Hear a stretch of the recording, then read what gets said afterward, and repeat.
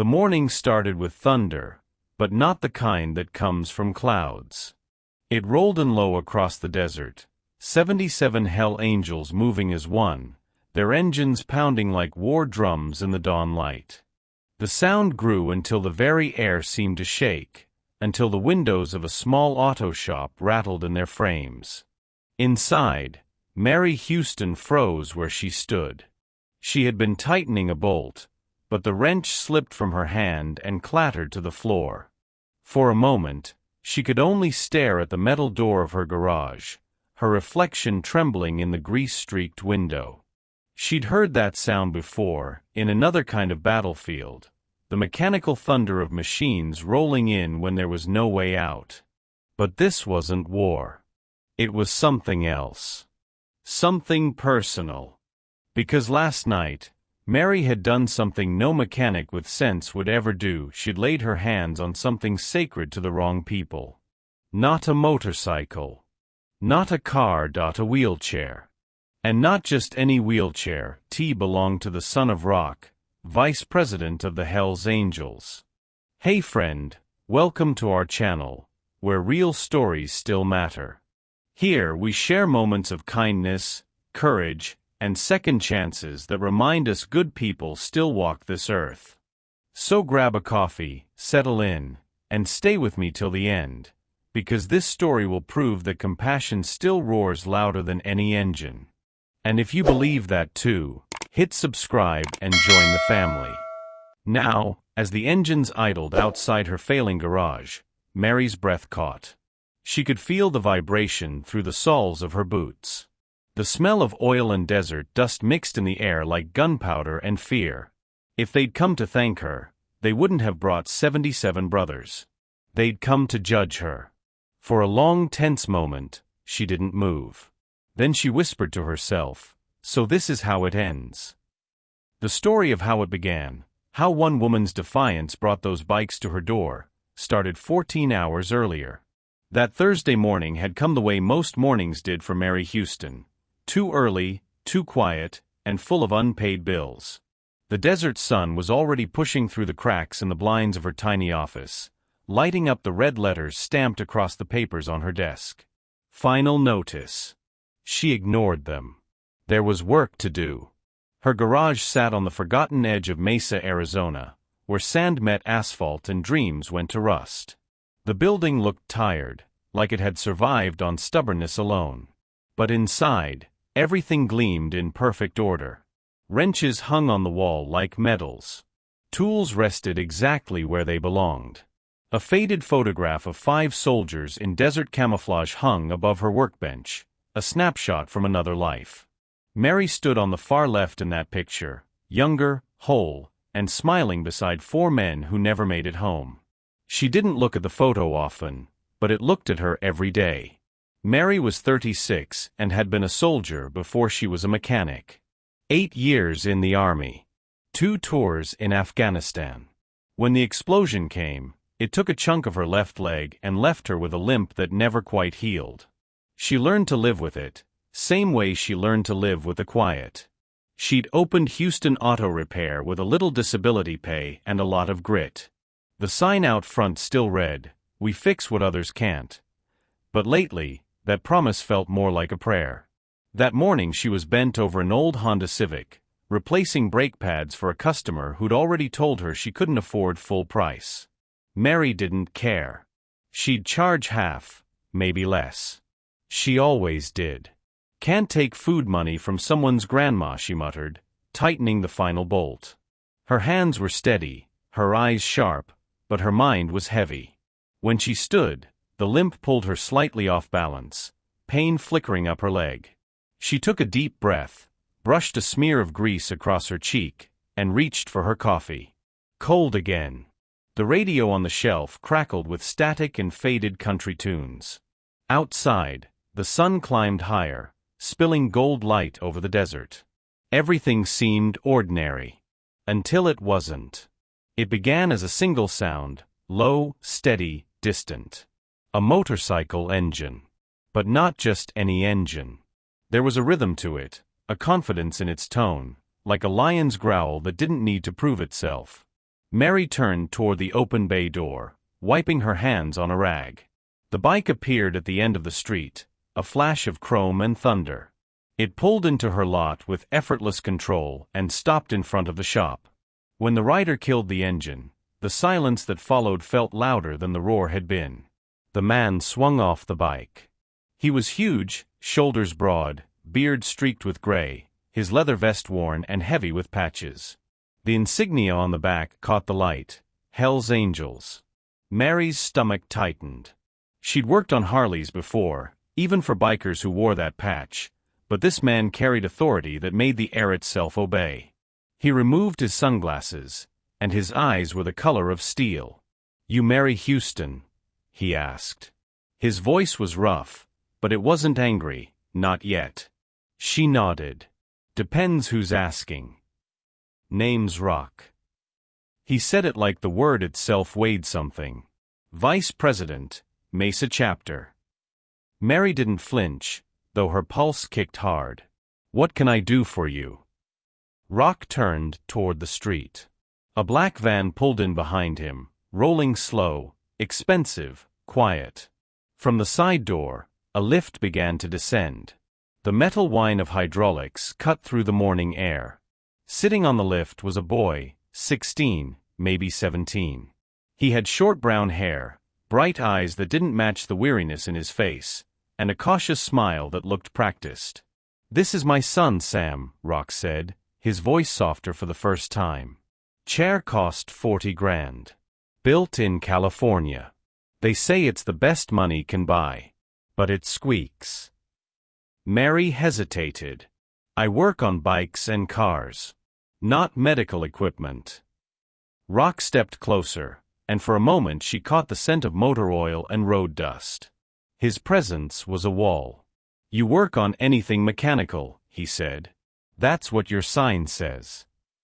Mary's eyes flicked to Sam. The boy watched her calmly, an amused half-smile tugging at his mouth. "He's not as scary as he looks," he said quietly. Rock's expression didn't change, but Mary saw something flicker in his eyes. Pride, maybe even love. She exhaled. "All right. Bring him in." Inside the garage, the light was warm and golden. Dust motes drifted through the air like tiny ghosts.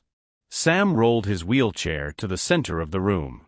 Mary crouched beside it, ignoring the protest from her bad leg. Her fingers traced the sleek lines of the frame, the polished titanium joints, the battery housing that looked like something off a fighter jet. In less than a minute, she knew something was wrong. Deeply wrong. "This thing's beautiful," she said, "but whoever designed it never had to sit in it." Rock frowned. "What's that supposed to mean?" Mary ran a hand under the seat, checking the weight balance, the axle alignment. "It's built backward. Heavy packs too far forward, puts pressure on his spine. Wheel alignment's off a few degrees. You can't see it unless you know where to look, but every time he moves, his body has to fight against the design. That squeak you hear isn't just noise. It's pain." Sam blinked, surprised. "You can tell all that just by looking?" Mary nodded. 8 years fixing Humvees in Afghanistan. You learn to hear machines lie. Rock crossed his arms. "You saying my son's been riding around in junk?" "I'm saying the people who built this chair cared more about showing off than listening." The silence in the garage thickened. Mary could hear the faint tick of the cooling engine outside. She met Rock's stare, steady but respectful. "How long have you had it?" 2 years, Sam said. "Since the accident." "It hurt." He hesitated. "Yeah. My back, my shoulders. They told me it was normal. Just part of adjusting." Mary felt something twist in her chest, the same helpless anger she'd felt years ago when soldiers brought her vehicles riddled with problems caused by people too arrogant to double-check their work. "It's not you," she said softly. "It's this chair. It's wrong." Rock's jaw clenched. His voice dropped low. "That chair cost $40,000. Built by experts." Mary stood, wiping her hands on her rag, heart pounding but voice calm. Then your experts need to spend less time designing and more time listening. Rock took a slow step forward. The air between them seemed to shrink. You better be sure about what you're saying. Every survival instinct in Mary's body screamed to stop talking, to apologize, to stay safe. But she'd spent too many years watching people suffer because others stayed quiet. She drew a breath. I can fix the squeak, she said. But if you let me, I can fix the real problem. For a long moment, nobody moved. Rock studied her face, searching for fear or maybe truth. Sam's eyes flicked between them. Finally, Rock gave a single nod. You've got one night. Mary blinked. One night. 77 of my brothers will be here at dawn. If you're right, you'll see sunrise just fine. If you're wrong, his voice faded into a gravel-low growl. You'll answer to me. He turned toward his son. Sam, leave the chair. We'll pick it up in the morning. Sam unbuckled himself, transferring to a spare chair with practiced motion. As Rock wheeled him toward the van, the boy looked back at Mary. Thanks for trying, he said. Mary managed a nod. I don't try, she said quietly. I fix. The van doors shut. The Harley's engine rumbled to life. Then the lot was empty again, just the fading echo of exhaust and the whisper of desert wind. Mary stood in the quiet, staring at the gleaming wheelchair in the middle of her shop. The challenge hung in the air like the smell of gasoline. She reached for her rag, tied her hair back, and whispered to the empty room, All right, Rock. Let's see what's really wrong. Her eyes drifted to the photo of her old unit, 5 soldiers squinting into desert sunlight. 3 of them gone now. Her sergeant's voice echoed in her memory. Mechanics keep soldiers alive. Every bolt you tighten, that's someone's kid coming home. She looked back at the wheelchair. Every bolt, she murmured. Outside, the sun dipped below the horizon, painting the desert in deep red light. Inside, Mary rolled up her sleeves and prepared to take apart the most expensive mistake she'd ever seen. If she was wrong, 77 Hell's Angels would decide her fate by dawn. But if she was right, she'd change more than one life. And somewhere deep inside, even before the first wrench turned, she already knew which it would be. The garage was silent except for the steady hum of the overhead lights. Outside, the desert night spread wide and empty, the air thick with heat that refused to fade even after sunset. Inside, Mary Houston stood in the center of her shop, staring at the $40,000 wheelchair sitting on her workbench. Its chrome gleamed under the fluorescent glow, a machine built by experts who'd never met the boy it was meant to serve. Mary rolled her shoulders, rubbed her aching leg, and whispered to herself, Mechanics keep soldiers alive. It was something her old sergeant used to say before every mission, a line that had become more prayer than memory. She wasn't in uniform anymore, but the rule hadn't changed. Fixing things wasn't about parts and tools. It was about people. She pulled her stool closer and set her hands on the chair like a surgeon before an operation. The first bolt came loose with a metallic sigh, then another. Piece by piece, she stripped away the polished armor that hid the truth underneath. Screws clattered into labeled trays, wiring coiled in perfect loops, panels laid out across the bench like pages of a confession. The farther she went, the angrier she became. Everything looked impressive. Cutting-edge alloys, precision joints, glossy branding. But the engineering was arrogant. The weight distribution was wrong. The wiring harness pressed against the frame in ways that would wear through insulation in months. The seating foam was cheap, the structure too rigid to flex with motion. Someone had built this chair to look perfect, not to work perfect. She muttered under her breath, You can spend a fortune building something wrong if you never listen. Hours bled away as she worked. Midnight came and went, the clock ticking like a metronome of pressure. Each sound reminded her how little time she had. At dawn, 77 bikers would roll into her lot expecting a miracle. And if she failed, Rock's word would be the last one she ever heard. The thought crept in uninvited. You could stop right now. Say you tried. Tell them it was too complicated. She paused, the wrench still in her hand, and looked toward the dark window. Her reflection stared back at her, tired, lined, grease streaked across her cheek like war paint. She saw a woman who'd spent years holding things together that everyone else had given up on. She exhaled slowly. No, she said to the empty room. I'm not stopping. When she lifted the seat cushion, something caught her eye, a small tear along the seam, almost invisible. She frowned and tugged gently until her fingers brushed paper. It was soft and thin, the edges worn smooth by time and pressure. She pulled it free and unfolded it carefully. For words stared back at her, written in careful teenage handwriting. Someone please help. It hurts. Mary's breath hitched. For a long moment, she just stared at the note, her mind blank except for those words.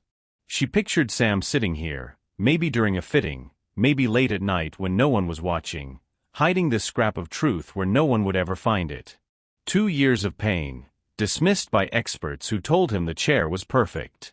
2 years of silence because everyone believed the machine more than the boy who used it. She set the note beside the photograph of her old army unit pinned to the wall. Someone please help, she whispered again, the words shaking something deep inside her. All right, kid. I hear you. She picked up her wrench and got back to work. Bolts turned. Wires came free.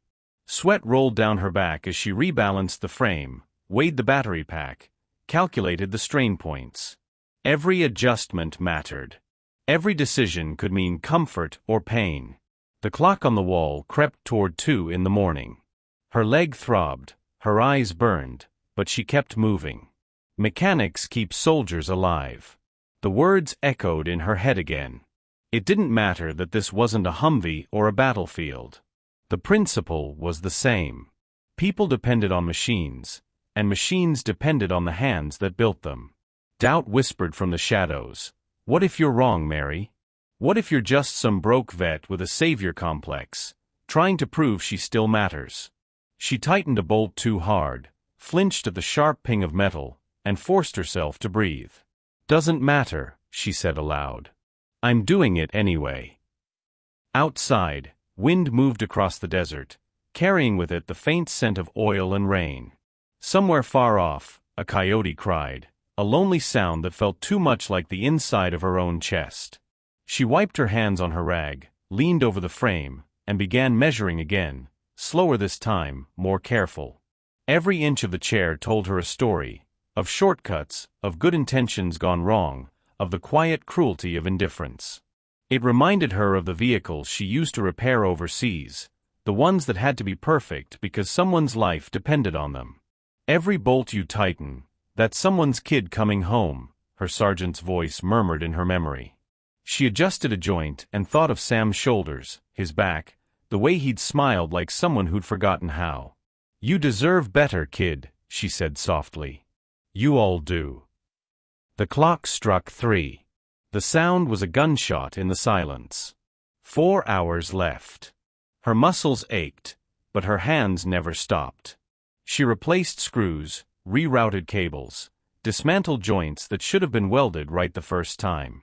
Each piece she reworked was a promise, to Sam, to herself, to the ghosts in that photograph watching from the wall. When exhaustion finally hit, it wasn't from the work. It was from the weight of what she'd taken on. She sat back on her stool, rubbing her eyes. The chair looked like a skeleton now, stripped bare, fragile under the harsh light. She whispered to the empty garage, "You'll work when I'm done. You'll breathe when I'm done."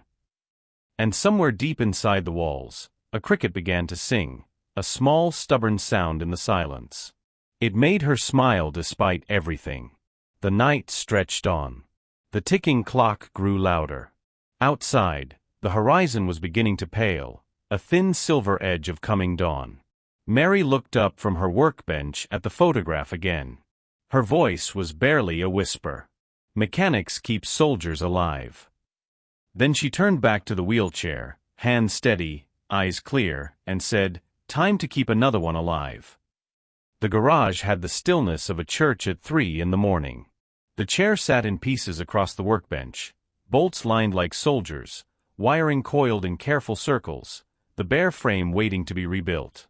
Mary Houston stood over it, motionless for a long moment. Her hands hung limp at her sides, fingers twitching with fatigue. Her breath came shallow. The smell of metal, oil, and ozone filled the air, a scent she'd known half her life. The note lay beside the photograph of her old unit, its edges curling from sweat and desert air. "Someone please help. It hurts."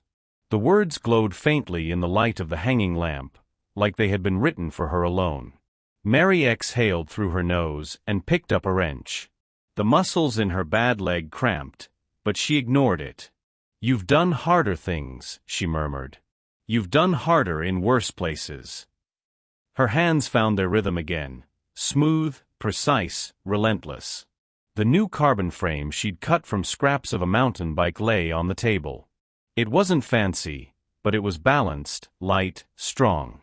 She'd shaved the angles to distribute weight evenly, shifted the seat to align with Sam's center of gravity. Each turn of the wrench, each click of a bolt, brought a little more order to the chaos. The sound filled the night, soft clinks, faint hisses, the whir of a drill, the heartbeat of purpose.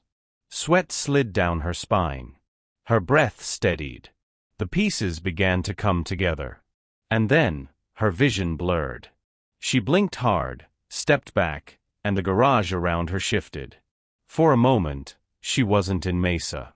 She was back in Afghanistan, crouched in a pit of sand and diesel smoke, her hands deep inside a busted Humvee engine. The sky burned orange from explosions on the horizon. Overhead, helicopters thumped the air. Someone shouted her name. "Houston. We're pinned. That thing's got to move." The memory hit with such force that she could almost taste the grit on her tongue. The engine had been riddled with shrapnel, radiator leaking, starter jammed. Her gloves were slick with blood. She couldn't tell if it was hers or someone else's. Around her, the world had been chaos, but she remembered the focus. The single-minded certainty that what she was doing mattered. Mechanics keep soldiers alive. Her sergeant's voice rang in her ears. She remembered the weight of responsibility, the way her pulse had slowed instead of quickened, the way she'd rebuilt that engine under fire, hearing the bullets hit the metal around her. When the Humvee roared back to life, the sound had been more than mechanical. It had been a heartbeat returning to a body. The memory faded, but the feeling stayed. Back in her garage, Mary blinked away tears and tightened the final joint on the frame. Her voice was a whisper. "You kept them alive. You can keep this boy alive too." She adjusted the seat mount, calibrated the suspension, and tested the bearings. The design began to take shape, lighter, faster, stronger. The chair was no longer a symbol of pain, it was becoming something else entirely. Hours crept by unnoticed. Her body screamed for rest, but her mind was locked in flow. Every move had purpose, every sound meaning. She rerouted wiring for efficiency, adjusted torque ratios, welded reinforcements with precision that bordered on art. It was no longer just engineering, it was faith made tangible in metal. But then the fatigue hit all at once. Her hands trembled. The wrench slipped. Pain shot up her leg and into her hip, sharp enough to make her gasp. She dropped the tool and stumbled back, bracing against the bench. The chair in front of her blurred into a mess of parts. "What am I doing?" she whispered. "This is crazy. I can't finish this in time." Her reflection in the dark window stared back, hair matted, eyes hollow, the ghost of a soldier who never really came home. The weight of years pressed down, and for the first time that night, fear found a crack in her armor. "They'll come at dawn," she said under her breath. 77 of them. What if it doesn't work? What if I make it worse? The clock ticked on, relentless. Her gaze drifted to the note again. For words that had no design specs, no instructions, no logic, just raw need. "Someone please help." She pushed away from the bench, limping toward it. Her fingers traced the paper's creases. "You asked for help," she said softly. "And I said I fix things. That means I don't quit." Something steadied inside her. She took a deep breath, reached for her tools again, and went back to work. This time her movements were sharper, faster, a soldier moving through instinct. The fatigue didn't vanish, but it stopped owning her. The hum of her old soldering iron joined the rhythm of the wrench. Sparks danced in brief bursts of light. Metal hissed as it cooled. The rebuild became a blur of action, the kind of determined speed that only exhaustion and purpose can fuel. She replaced the heavy battery pack with a smaller one pulled from an electric bike, rewired the controls for smoother input, sanded down rough edges that might dig into Sam's hands. Each improvement was a conversation with the machine, a way of telling it, "You're not going to hurt him anymore." The clock hands crept closer to Dawn, but she didn't look up. Her breathing synchronized with the tempo of her work. Tighten. Adjust. Measure. Repeat. The faster she moved, the clearer her thoughts became. Then, in one last moment of stillness, she stepped back and looked at what she'd built. The new chair stood upright under the light, lean, balanced, alive. Mary placed a hand on the armrest, and her voice came low, steady, certain. "You'll move like you're supposed to now. No more hurting him." Her leg gave a dull throb as she sat down, exhaustion washing over her in waves. She rubbed the ache, leaned her head back, and let herself breathe for the first time in hours. Outside, the faintest hint of dawn touched the edge of the horizon. The night was almost gone. The engines would come soon. She looked toward the photo of her old unit one more time. Her eyes lingered on the faces of the men she couldn't save, then on the note taped just below it. "Someone please help. It hurts." Mary smiled faintly through the exhaustion. "Not anymore," she whispered. Then she turned back to the chair, picked up a polishing rag, and began wiping it down, every motion gentle and deliberate, as if she were preparing a soldier for battle. She had done what others said was impossible. And though fear still whispered that dawn would bring judgment, something stronger answered it from deep within her bones, a quiet conviction that she'd done what was right. The transformation wasn't just in the machine. It was in her. The first light of dawn crept over the Arizona desert like a slow, deliberate warning. The horizon blushed pink, then gold, then fierce orange. Inside the garage, Mary Houston sat on her stool, her hands folded loosely in her lap, staring at the wheelchair that had consumed her night. It stood gleaming beneath the harsh white light, all new lines and balance, its carbon fiber frame catching the sunrise like armor. Every bolt was tightened, every wire tested. The air smelled of metal and solder, but underneath that, there was something else, anticipation. Mary hadn't slept. Her eyes were bloodshot, her hands raw, her leg throbbing. But there was calm in her exhaustion. The kind that comes when a person has given everything they have and has nothing left to fear. Then faintly it came, the sound she'd been waiting for. A low, distant rumble. At first, it was soft enough to mistake for thunder. But thunder doesn't roll in rhythm. It doesn't move like a tide of engines and intent. The rumble grew. The glass in her windows trembled. Tools on the shelves vibrated. The noise thickened until it was no longer sound but a living presence crawling up through the ground. Mary rose slowly, limping to the open garage door. She pushed it up, and sunlight flooded in, blinding at first. Then through the glare, the horizon darkened with movement, chrome, leather, and smoke. 77 Harleys rolled in together, lined in perfect formation, engines howling like an army announcing war. The roar swallowed the morning, echoed off the empty buildings, filled every inch of air. Mary gripped the doorframe. The sight was overwhelming. 77 black vests, 77 riders bound by loyalty that could crush or save her depending on what one man decided. When the first bike stopped in front of her garage, the rest followed like clockwork, idling in rows that shimmered in the desert heat. Then, one by one, the engines cut. The sudden silence was worse than the noise. Rock dismounted first. His boots hit the pavement with a sound that cracked through the stillness. Behind him, his men waited, a wall of chrome and quiet power. Mary's heart hammered, but her face stayed steady. She wiped her palms on her rag, forcing her breathing even. Rock walked toward her with the weight of someone who'd seen too much and still commanded everything he looked at. His sunglasses reflected her small frame, grease-stained, limping, exhausted, and for a moment she saw herself the way he did, a lone mechanic standing in front of a verdict.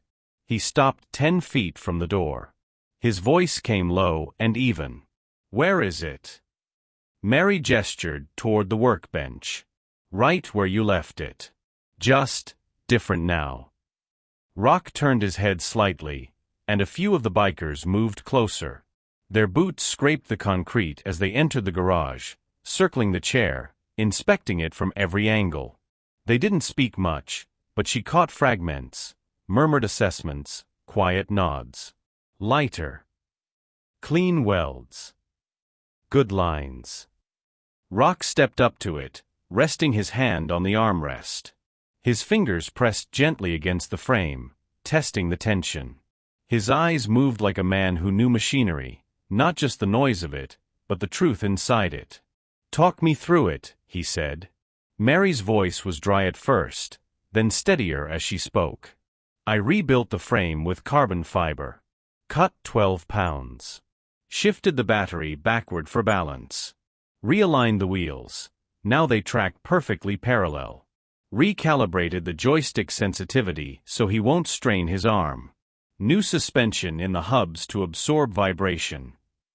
She hesitated, then added quietly, "It's not fancy. It's just right." Rock didn't reply. He circled the chair once more, slow and deliberate, then turned toward the van parked at the edge of the lot. "Bring Sam." The side door opened with a mechanical hiss. Sam appeared, framed in the van's shadow, alert but uncertain, like someone walking into a memory they weren't sure they wanted to relive. His father reached up to help him, but Sam shook his head. "I got it." He transferred himself into the new chair with practiced movements, the kind that came from years of necessity. Mary's breath caught. The first thing Sam said was quiet, almost disbelief. "It feels different." "Try it," Rock said. Sam's hand touched the joystick, just a light nudge, and the chair moved forward, smooth as a whisper. No lag. No resistance. No grinding squeak. He blinked, looked down at his hand, then back up. Moved the stick again, backward, left, right, each motion effortless, precise. The wheels obeyed like an extension of him. Then came the real test. He drove across the lot, over a crack in the pavement that used to jolt his spine. This time, the chair rolled over it so smoothly he barely felt the bump. His face changed. The guarded expression he always wore slipped away, replaced by something raw, wonder, relief, then joy. He turned in a wide circle, faster now, laughter spilling out of him, wild, bright, unrestrained. The sound echoed against the metal walls, rising into the air like something sacred. Mary's throat tightened. She hadn't realized how quiet the world had felt until that moment, how heavy everything had been before that sound. The bikers watched in silence. Men hardened by years of violence and road grit, now standing still as children, watching one of their own find freedom again. A few of them smiled. One wiped his eyes. Sam came to a stop in front of Mary, breathing hard, cheeks flushed, eyes shining. "It doesn't hurt," he said, voice trembling with disbelief. "It doesn't hurt." Mary swallowed hard. "Good," she said softly. "It's supposed to feel like that." Rock had been standing apart, arms crossed, sunglasses hiding his eyes. Now he stepped forward, slow, deliberate. For a long moment, he just looked at his son, at the ease in his movements, the way he smiled without effort. Then he reached up, removed his sunglasses, and for the first time, Mary saw emotion behind the steel. 2 years, he said quietly. 2 years of watching him hurt. of thinking that was just life now. He turned to Mary. And you fixed it in one night. She opened her mouth, but no words came. He extended his hand, large, calloused, and shaking slightly. Mary took it. His grip was firm, not threatening this time, but full of something that felt almost reverent. You saw what nobody else did, Rock said, his voice rough. You saw my son. Mary nodded, holding his gaze. I just listened. Behind them, the silence broke into applause, the raw, spontaneous sound of 77 bikers cheering in the rising sun. Engines revved, voices called out, and for a moment the entire world seemed to hum with gratitude. Sam laughed again, rolling another loop through the lot, and the sound of his joy melted the last of the night's fear. Mary stood in the doorway, the sun spilling over her, her hands trembling not from exhaustion now but from relief. She'd survived. She'd done what she said she would. But as the cheers faded, Rock's expression shifted, the joy dimmed, replaced by something thoughtful, weightier. He stepped closer, his voice dropping low. You did something real here, he said. Something that matters. Mary met his eyes, wary but curious. Rock's jaw tightened. But I'm not finished. The tone changed. It wasn't threat or anger, it was purpose. A different kind of storm gathering. His next words came slow, deliberate, carrying the weight of a promise and a demand all at once. What I'm about to ask will change your life, and hundreds of others, forever. The rumble of engines had faded into the distance, leaving the air still and heavy with morning heat. The cheering had quieted, and the world outside Mary Houston's garage felt impossibly still, as if the desert itself was holding its breath. Inside, Sam's laughter still echoed faintly in her mind, that bright, impossible sound that had cut through everything like sunlight breaking cloud. Rock stood in front of her now, close enough that she could see the lines carved deep into his face, the faint tremor still running through his hands. The hard edge he'd worn when they first met was gone, replaced by something quieter, something that looked almost like reverence. But there was weight in his eyes, too. A purpose still unfinished. Mary waited. Rock reached into his leather vest, pulled out a folded sheet of paper, and laid it gently on her workbench. The paper was worn, creased, smudged with grease. The kind of thing carried for years, not days. What's that? She asked cautiously. He didn't answer right away. Instead, he stared at the wheelchair beside them, then back at her, as if trying to find the right place to start. Finally, he said, You did something last night that none of those experts ever could. You didn't just fix a chair, Mary. You gave my son back his life. She opened her mouth to speak, but he held up a hand. I thought I'd seen everything this world had to offer, pain, loyalty, loss. But what you did, he shook his head. You reminded me that people still care enough to fight for what's right, even when it costs them. He tapped the folded paper with one thick finger. This is why I'm here. Mary hesitated before reaching for it. When she unfolded it, she found a list, name after name, written in Rock's unmistakable handwriting. Each line had a note beside it: wheelchair, prosthetic, walker, broken lift. Over 100 entries. Who are they? She asked quietly. Veterans, Rock said. All of them from around Mesa, Chandler, and out past Apache Junction. Men and women who came home busted up, same as you, same as me. They get what the government gives them, which is junk. Cheap parts, bad design. Half of them live in pain every single day because nobody listens. Mary traced one of the names with her finger, her heart tightening. You want me to fix their equipment? Rock nodded. All of it. Every chair, every walker, every prosthetic. You fixed my son. Now we fix my brothers and sisters. She let out a slow, unsteady breath. Rock, I don't even have enough money to pay rent. You saw this place. I can't afford to work for free. He didn't look offended. He just gave a slow, knowing nod. I'm not asking you to go broke, Mary. I'm telling you, we'll cover the materials, the tools, the parts. We've got men who'll handle transport, logistics, whatever you need. You just bring the skill. You bring the heart. Mary stared at him, torn between exhaustion and disbelief. You don't even know me. I know enough, Rock said simply. I know what you did when you didn't have to. That tells me everything I need to know.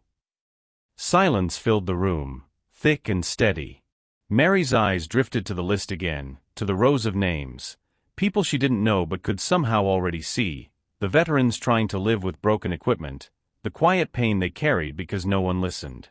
Her gaze moved to the photo of her old unit hanging on the wall. 5 soldiers, squinting into the sun. 3 gone. 2 left standing. She felt their eyes on her. Mechanics keep soldiers alive. Her throat tightened. She turned back to Rock. If I say yes, this becomes my life.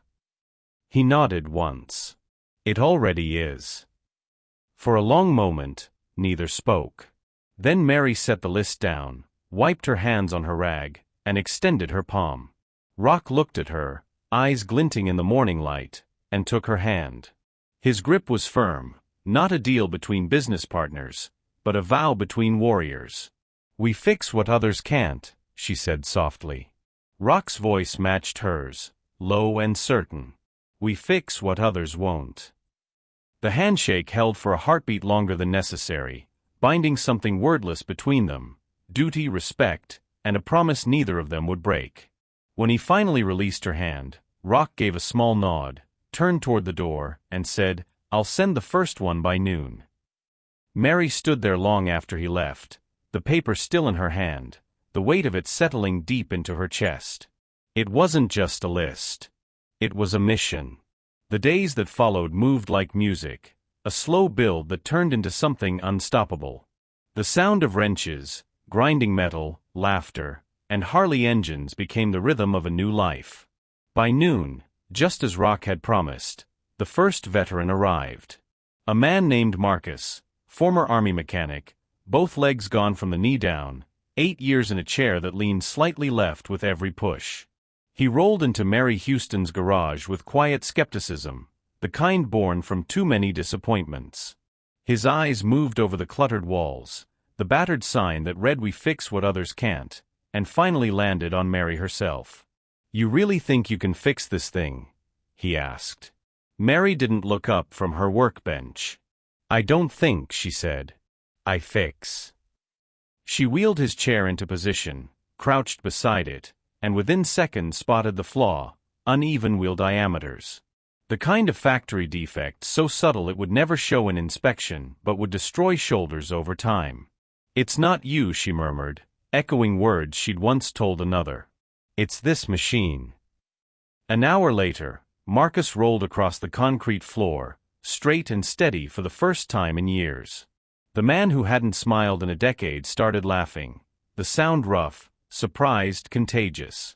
He wheeled back toward her, eyes wet, and handed her something small and silver. His dog tags. You earned these more than I ever did, he said. Mary tried to hand them back, but he closed her fingers around them and shook his head. Keep 'em. You're saving lives, same as any of us ever did. That was day 1. By the end of the week, there were 4 more veterans outside her garage, then 10. Word spread like wildfire through biker chapters, VFW halls, and dusty coffee shops across Arizona. They came with busted prosthetics, cracked walkers, squealing lifts, each one carrying a story that had been ignored too long. Mary worked 16-hour days, fueled by coffee, grease, and purpose. Rock kept his word. Supplies arrived in trucks, donations from local shops, parts scavenged from scrapyards. Sam helped wherever he could, learning fast, rolling beside her, handing her tools before she even asked. Faster than most of my mechanics in the service, she told him once, grinning through exhaustion. Yeah, but I don't charge as much, he shot back. The shop that had once been silent now hummed with life. Veterans shared stories while waiting their turn, about dusty roads overseas, about pain that never left, about systems that forgot them. Mary listened, always working, always nodding, never letting a story go unanswered. One afternoon, an older Marine named Tommy hobbled in on a walker too short for his frame. Years of bad posture had wrecked his back. Mary measured, adjusted, and rebuilt the frame in 3 hours flat. When he stood straight for the first time in 6 years, his wife cried quietly in the corner, her hands over her mouth. Mary didn't know how to handle gratitude like that. She never had. So she did what she always did, nodded once and said, "Try not to break it again." Within a month, Houston Auto Repair had transformed into something bigger. The walls were lined with photos of every veteran she'd helped, each one smiling beside their repaired gear. Rock called it the 77 Angels Project, and the name stuck. Local news showed up after the 50th repair. A reporter held a microphone under Mary's nose while cameras rolled, asking how it felt to become a local hero. Mary blinked into the bright light, her hands still smudged with grease. "I'm not a hero," she said. "I just fix what's broken. Sometimes that's a machine. Sometimes that's a person." The clip aired that night, and by morning, her phone wouldn't stop ringing. Veterans from across the state wanted help. Mechanics from other towns offered to volunteer. The Hells Angels chapters across Arizona began coordinating, riders ferrying broken equipment from rural areas to Mary's shop, then back again. Her once empty parking lot became a meeting ground for men and women who hadn't felt seen in years. Bikers worked beside soldiers, families brought food, and every day the sound of an engine marked another miracle in motion. But through it all, Mary stayed humble, methodical. She refused to rush, refused to compromise.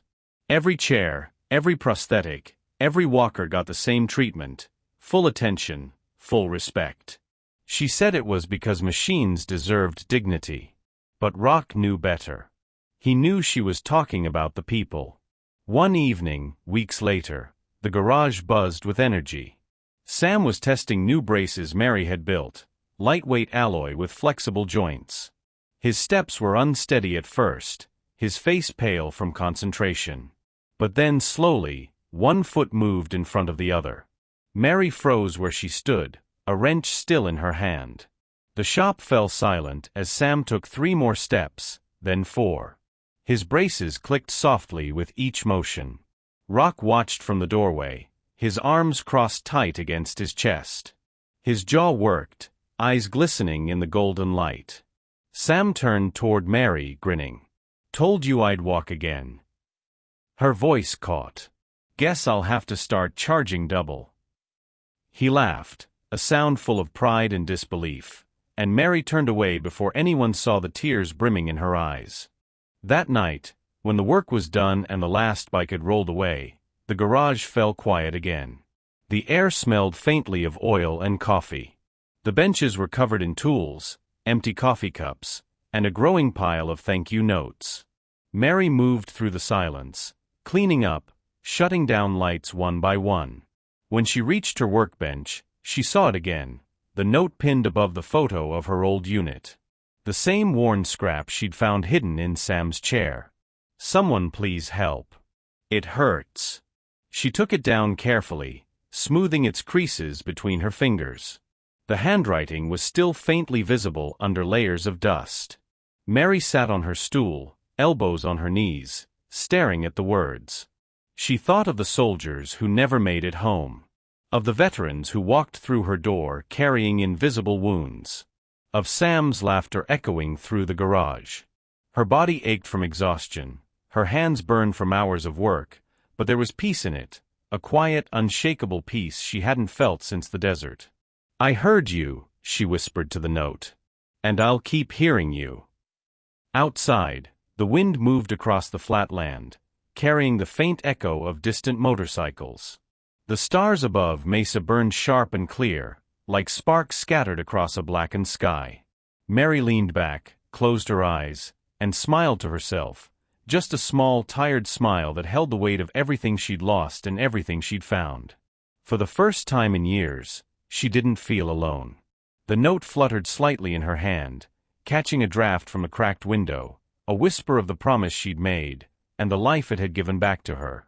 The sun hung low over the Arizona desert, throwing gold across the asphalt and bathing everything in the kind of light that feels like forgiveness. The smell of grilled meat and gasoline drifted together, wrapping the air in warmth. In front of Mary Houston's garage, the once empty lot now overflowed with life. Rows of motorcycles gleaming in the late sun, veterans leaning on canes and walkers that actually fit them, children running between chrome and leather like it was all perfectly normal. The laughter was loud, unfiltered, real. Mary stood off to the side, hands in her pockets, watching it all with the faint disbelief of someone witnessing their own dream without remembering when it started. Her garage door was open wide, every inch of wall covered with photos, faces of veterans she'd helped, each one smiling beside repaired equipment. Above them, someone had painted the word 77 Angels Project in deep red. She hadn't asked for that. The bikers had done it one morning while she was still asleep at her desk. A grill hissed nearby. Rock was in charge of it, because of course he was. His leather vest hung on the back of a chair, and for the first time since she'd met him, he looked completely at peace. The man who had once carried the weight of leadership like armor now laughed with his brothers, sleeves rolled up, smoke curling around his silver beard. Sam stood beside him, braces gleaming under his jeans, balancing a plate piled too high with food. He was walking better now, not perfectly, not fast but steady. Every step looked like proof that some miracles didn't need to be loud to be real. When he saw Mary, he waved. "You coming to eat, or you planning to just supervise the rest of us?" Mary smiled and shook her head. "I'll supervise. Someone's gotta make sure you don't burn the whole place down." Rock turned, spatula in hand. "That's blasphemy, Houston. I was born to grill." "You were born to intimidate, Rock. Don't confuse the two." The laughter that followed came easy, a sound of community, of exhaustion turned to joy.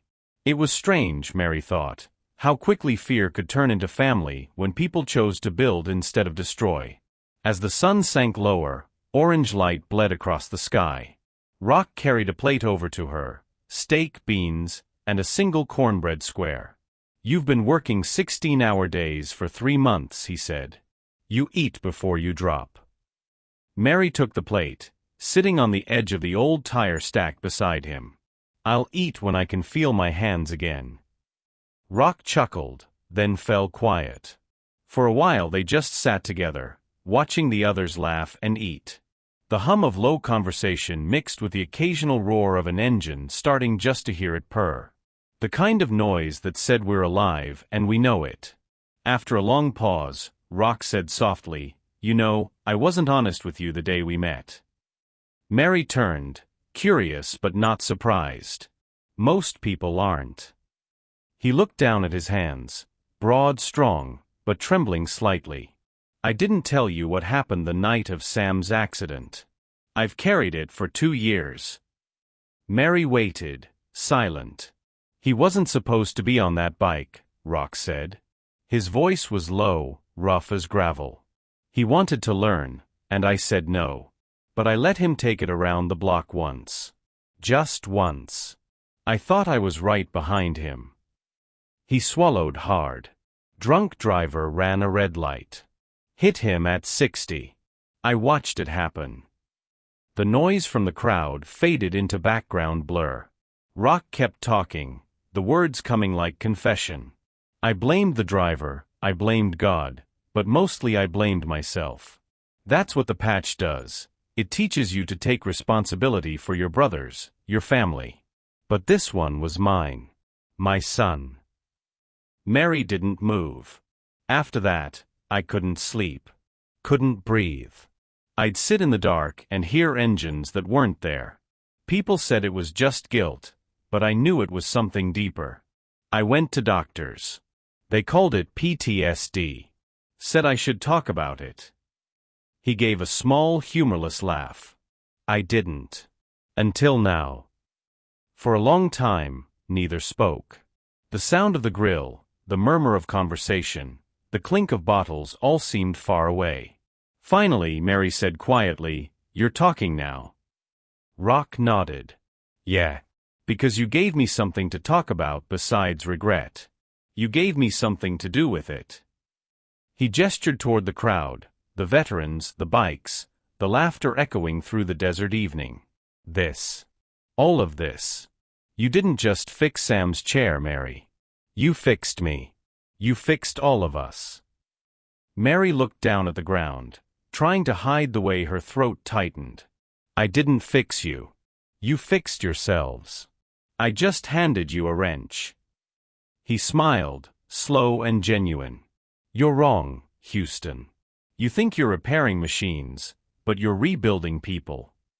She looked at him, the orange light reflecting in her eyes.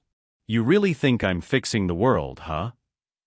Rock leaned back on the tire beside her, eyes on the fading horizon. You already are. The words hung between them, simple and certain, sinking into the moment like they belonged there. As dusk deepened, the laughter grew softer. Someone brought out a guitar. Veterans hummed along to songs that belonged to another time. The sky darkened, the first stars coming out. Mary leaned against the wall of her garage, plate empty, heart full. In the quiet that followed, her gaze drifted toward the open door. Inside, the workbench glowed under a single hanging bulb. The note was still there, pinned above the photo of her old unit. Someone please help. It hurts. She thought of how far those words had carried her, from a dark night filled with fear and exhaustion to this golden evening surrounded by family she never expected to have. She whispered to herself, guess I needed fixing too. The breeze caught the edges of the note, making it flutter softly. For a moment, it looked alive. Later, when the music faded and the bikers began to drift off into the night, Mary stood with Rock and Sam at the edge of the lot. The horizon burned red one last time before the desert swallowed the sun. Rock extended his hand. To the next one, he said. Mary shook it. To all of them. The engine started up one by one, low, proud, loyal, until the night filled again with the steady heartbeat of Harley thunder rolling away into the dark. When the last tail light disappeared, the camera of memory would hold only the glow of the garage behind her and the words that lingered like an echo of something eternal. Mary Houston has helped over 200 disabled veterans. The 77 Angels project now operates in 12 states. Sam is walking independently and plans to study mechanical engineering. Rock and his brothers continue to fund veteran repairs nationwide. And Mary still works in her modest garage, fixing what others can't. Mary looked up at the stars and let out a slow breath. We can't fix the world, she said softly, but we can fix what's broken right in front of us. Her voice faded into the hum of the desert, carried off by the wind. And somewhere in that quiet, the faint sound of motorcycles lingered, not as a threat this time, but as a promise. If you believe one person can make that kind of difference, if you believe the world still has people worth fighting for, then you already know what to do. Fix what's broken. Thank you for staying till the end, my friend. If this story touched your heart, don't forget to hit subscribe, because here we don't just tell stories. We keep the spirit of kindness alive, one story at a time.